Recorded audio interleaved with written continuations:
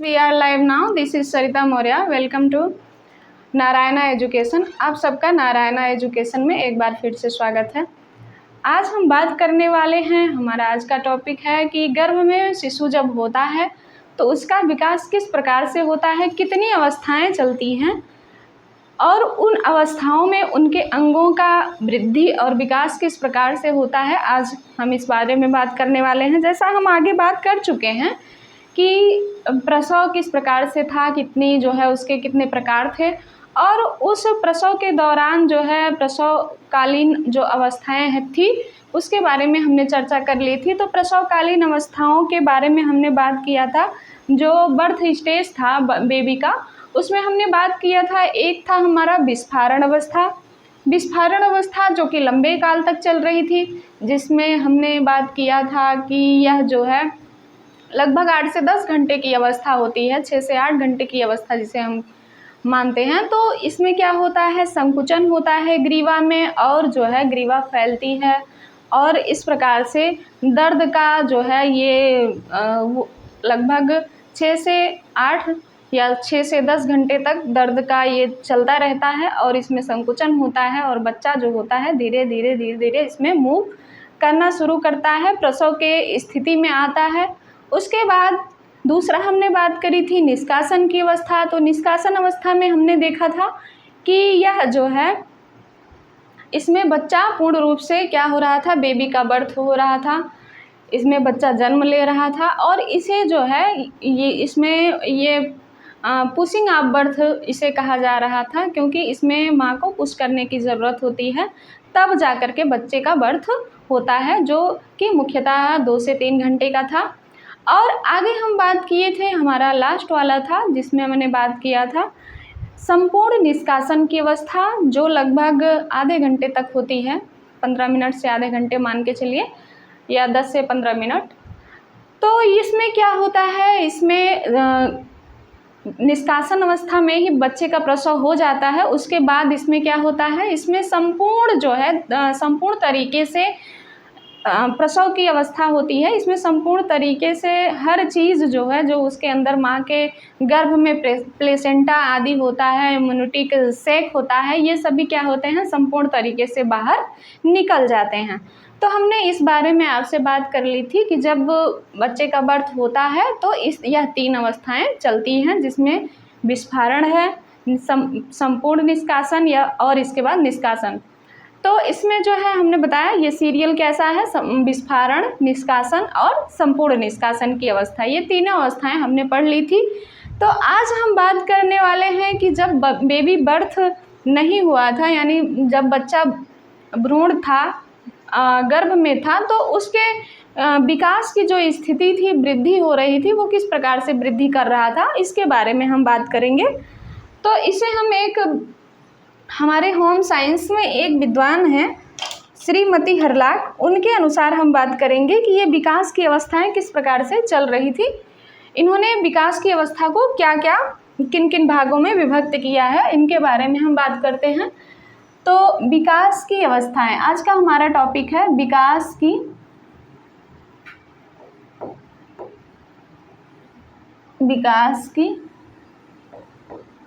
अवस्थाएं। विकास की अवस्थाओं को श्रीमती हरलाक जी ने मुख्यतः 2 भागों में बांटा है। किसके अनुसार हम बात करने वाले हैं, हरलाक के अनुसार, श्रीमती हरलाक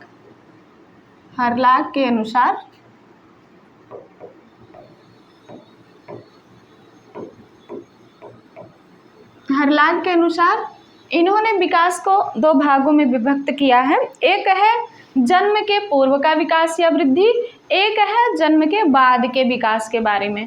इन्होंने 2 भागों में बांटा है विकास को। इन्होंने विकास को 2 भागों में बांटते हुए बताया कि एक होता है जन्म के पूर्व का विकास, एक इन्होंने क्या बताया है, जन्म के पूर्व का विकास, जन्म के पूर्व का विकास, यानी कि इसमें क्या है, बच्चा अभी गर्भ में है, पूर्व का विकास।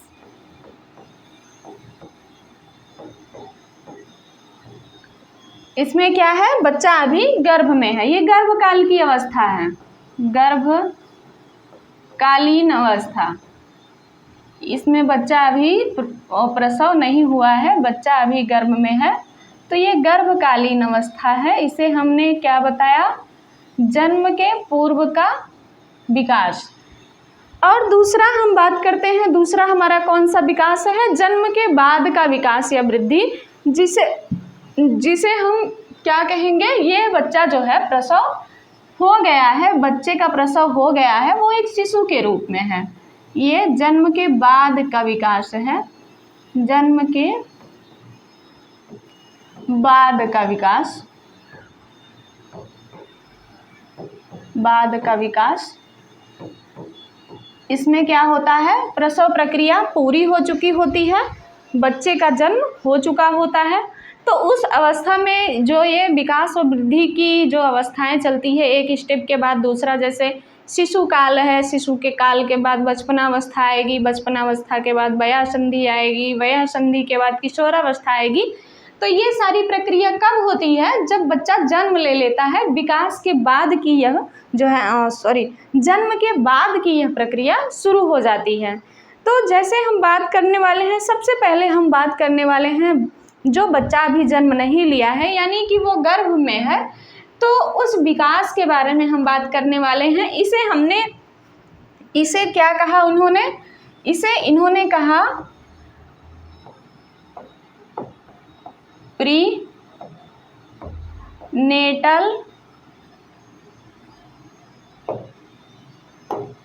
नेटल स्टेज,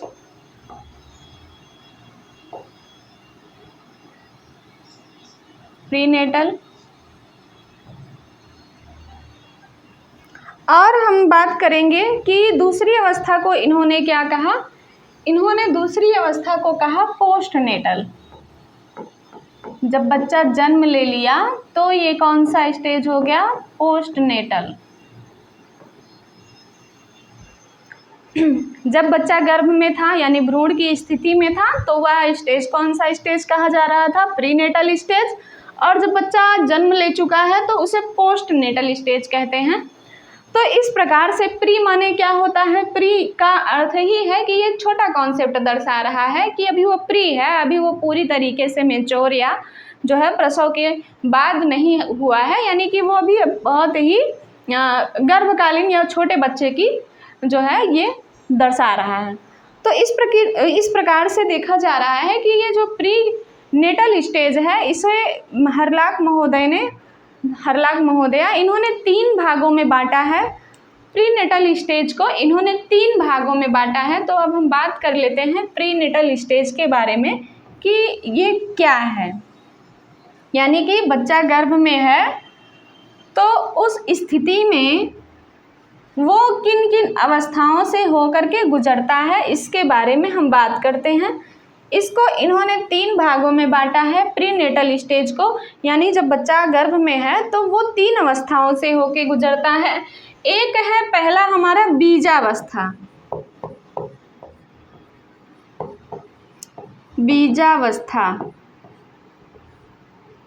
यानी कि जब बच्चे का बीजारोपण होता है, यानी निषेचन प्रक्रिया समाप्त होने के बाद जब महिला का एग फर्टिलाइज हो जाता है, उसका अंडा फर्टिलाइज हो जाता है, तो उस स्थिति में यह बीजावस्था का आरंभ हो जाता है। तो इस बीजावस्था के बारे में इन्होंने बताया कि यह क्या है, सबसे पहली अवस्था है। आगे हम बात करते हैं, दूसरा है हमारा जिसे हम भ्रूणावस्था कहते हैं। भ्रूणावस्था ये क्या है, ये बीजावस्था के बाद की अवस्था है जिसे हम भ्रूणावस्था कह रहे हैं। इसे ही हम कहते हैं एम्ब्रियो।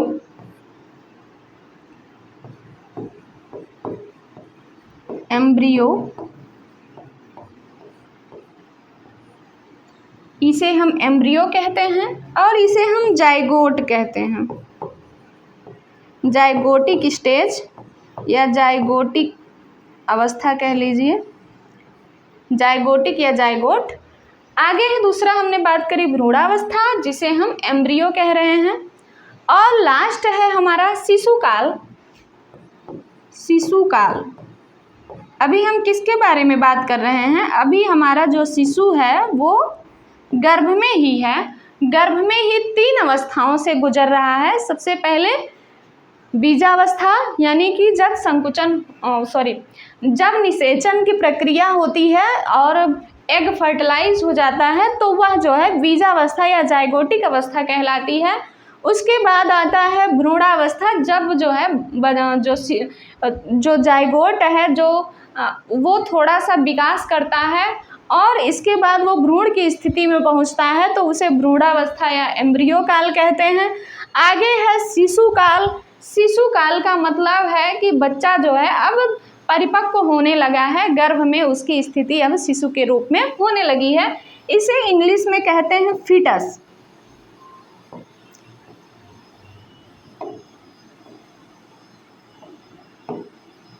इसे हम कहते हैं फीटस।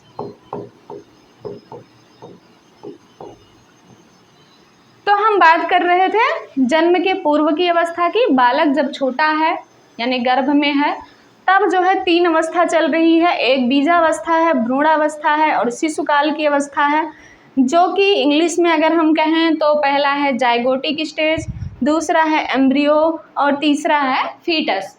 अब हम इसकी जो है टाइमिंग पीरियड की बात करते हैं कि कौन सा कब चलता है, इसके बारे में हम बात करते हैं। तो ये जो हमारा बीजावस्था है, अगर हम इसकी बात करें तो ये जो है जन्म से, यानी कह लेंगे कि निषेचन से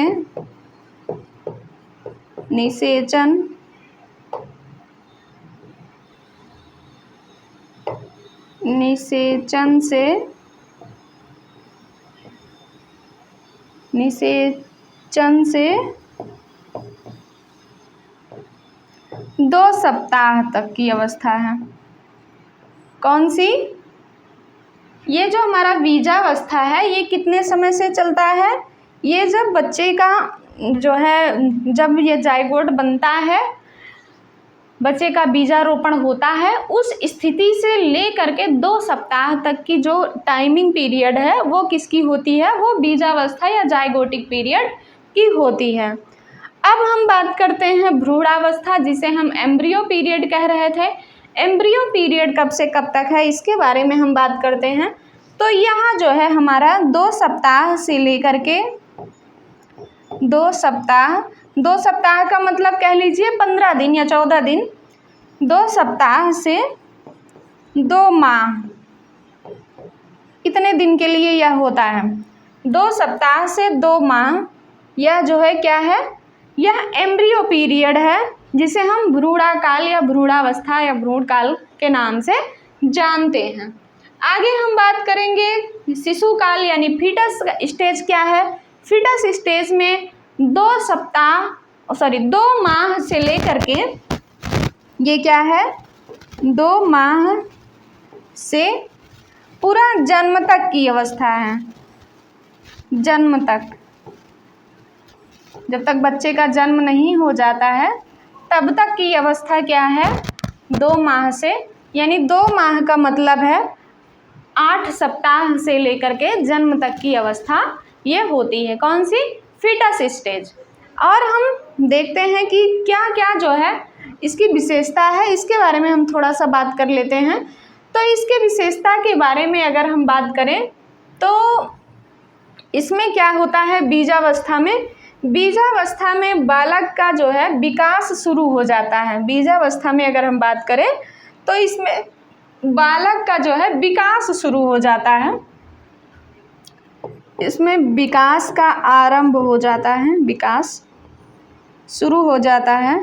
बच्चा जो है एग में फर्टिलाइज हो करके जो है विकास जो है शिशु का शुरू हो जाता है, विकास आरंभ कर देते हैं बच्चे।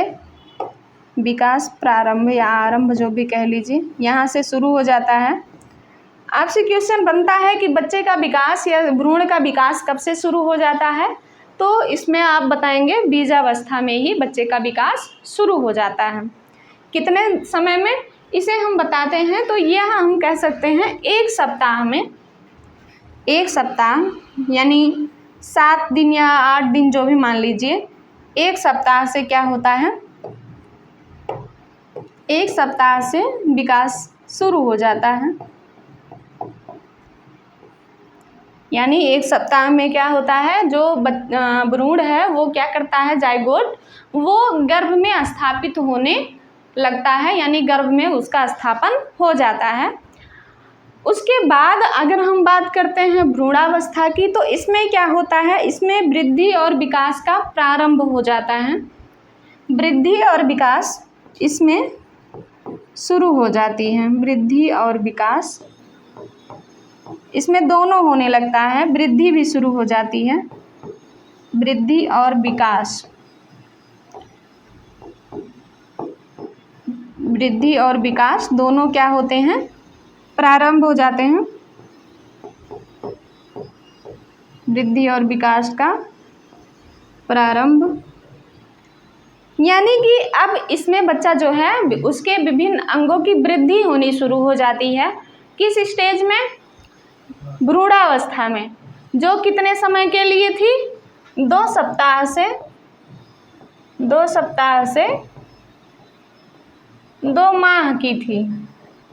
इसमें क्या हो रहा है, इसमें बताया जा रहा है कि वृद्धि और विकास दोनों का प्रारंभ हो जाता है, दोनों जो है शुरू हो जाता है। बालक की वृद्धि भी होना शुरू हो जाती है और विकास भी होना शुरू हो जाता है। वृद्धि का मतलब है कि उसके शरीर के जितने अंग हैं उनमें सब में क्या हो जाती है, वृद्धि स्टार्ट हो जाती है, और विकास भी जो है उनमें आना शुरू हो जाता है। आगे हम बात करते हैं शिशु काल अवस्था, जिसे हम फीटस के नाम से जानते हैं, फीटस के नाम से जानते हैं। ये फीटस में क्या होता है, फीटस स्टेज में होता है संपूर्ण विकास, बच्चे के इसमें संपूर्ण विकास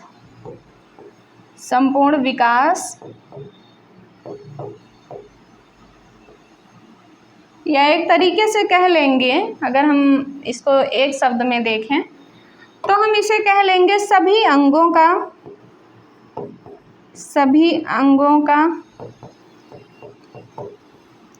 अंगों की वृद्धि हो जाती है।